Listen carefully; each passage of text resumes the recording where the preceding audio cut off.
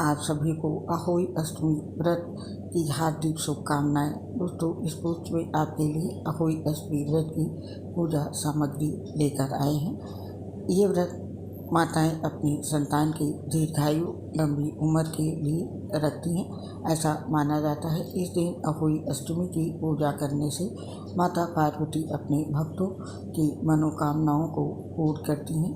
अहोई अष्टमी के दिन व्रत करने वाली महिलाएं तारों को देखकर ही व्रत पूरा करती हैं। निसंतान महिलाएं भी संतान की प्राप्ति की कामना के लिए पूरी निष्ठा और श्रद्धा से ये पूजा करती हैं ताकि अहोई माता से उन्हें संतान का आशीर्वाद मिल सके। अहोई अष्टमी का व्रत बहुत विधि विधान वाला है। ऐसे में इस व्रत में कई सारी सामग्रियाँ लगती हैं। अहोई अष्टमी में क्या क्या जरूरी है, ये वो सामान है।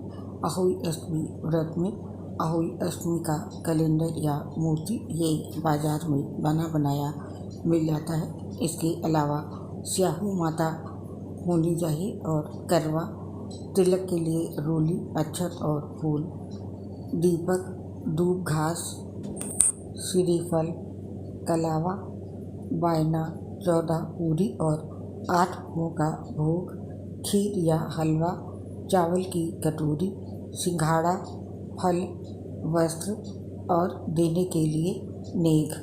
अहोई अष्टमी व्रत में ये सामग्री बहुत ज़रूरी है। और अब जानते हैं अहोई अष्टमी व्रत में तारों को अर्घ्य देने का क्या महत्व है। प्राचीन मान्यताओं के अनुसार बताया जाता है कि आकाश में तारों की संख्या को आज तक कोई गिन नहीं पाया।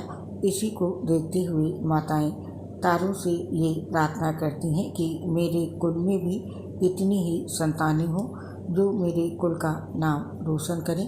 और जिस प्रकार तारे आसमान में हमेशा के लिए विद्यमान रहते हैं, ठीक उसी प्रकार तारों की तरह ही कुल की संतानों का नाम भी हमेशा के लिए संसार में विद्यमान रहे। यही वजह है कि माताएं इस दिन तारों को अर्घ्य देती हैं। और एक अन्य कथा के अनुसार ऐसी मान्यता है कि आकाश के सब तारे कोई माता की संतान है, इसीलिए उन्हें अर्घ्य दिए बिना इस व्रत को पूरा नहीं माना जाता है। और न ही अहोई अष्टमी निर्जल व्रत का पुण्य फल माताओं और उनकी संतानों को मिल पाता है। और अब जानते हैं इस दिन तारों की किस प्रकार से पूजा करनी चाहिए। अहोई अष्टमी के दिन सूर्यास्त के बाद तारे निकलने पर पूजा आरंभ करें। पूजा सामग्री में चांदी या सफ़ेद धातु की अहोई और जल से भरा कलश अवश्य होना चाहिए। साथ ही दूध, भात, हलवा, फूल, फल और दीप आदि भी होना चाहिए। सबसे पहले अहोई माता को रोली और पुष्प अर्पित करें। फिर माता के सामने दीपक जलाएं और पूजा आरंभ करें। अहोई माता को दूध और भात अर्पित करें।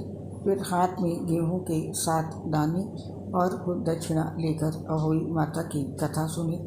इसके बाद ये गेहूं के दाने और दक्षिणा अपनी सास या घर की किसी बड़ी महिला को देकर उनका आशीर्वाद लें। फिर चंद्रमा को अर्घ्य देकर भोजन ग्रहण करें।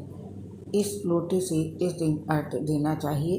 अहोई अष्टमी व्रत का पारण रात में तारों को अर्घ्य देकर किया जाता है। ऐसे में तारों को अर्घ्य देने के लिए चांदी से बने लोटे का इस्तेमाल करें, लेकिन ध्यान रहे कि अर्घ्य देने के लिए तांबे से बने बर्तन का इस्तेमाल ना करें। आप चाहें तो स्टील के बर्तन का इस्तेमाल कर सकते हैं, लेकिन चांदी के बर्तन का इस्तेमाल शुभ माना जाता है। और अहोई अष्टमी पर तारा देखने का समय शाम के समय 5:58 पर है। और अहोई अष्टमी पर चंद्रोदय का समय है 6 नवंबर को सुबह 12:02 पर। तो दोस्तों, ये थी अहोई अष्टमी पर तारों की पूजा की जानकारी और पूजा सामग्री। इस पोस्ट से आप हमें आज्ञा दीजिए। आप सभी को अहोई अष्टमी व्रत की हार्दिक शुभकामनाएं और मेरा प्यार भरा नमस्कार।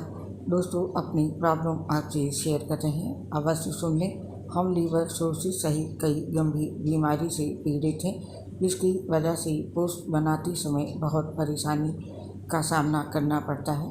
सांस बहुत ज़्यादा उखड़ती है जो कि पोस्ट बनाने में दिक्कत करती है, आवाज़ सही नहीं आती है। दोस्तों, इसके लिए हमें क्षमा कर दें और अपना साथ और सहयोग हमें ज़रूर दें, क्योंकि ये बीमारी मेरी ठीक नहीं हो सकती है।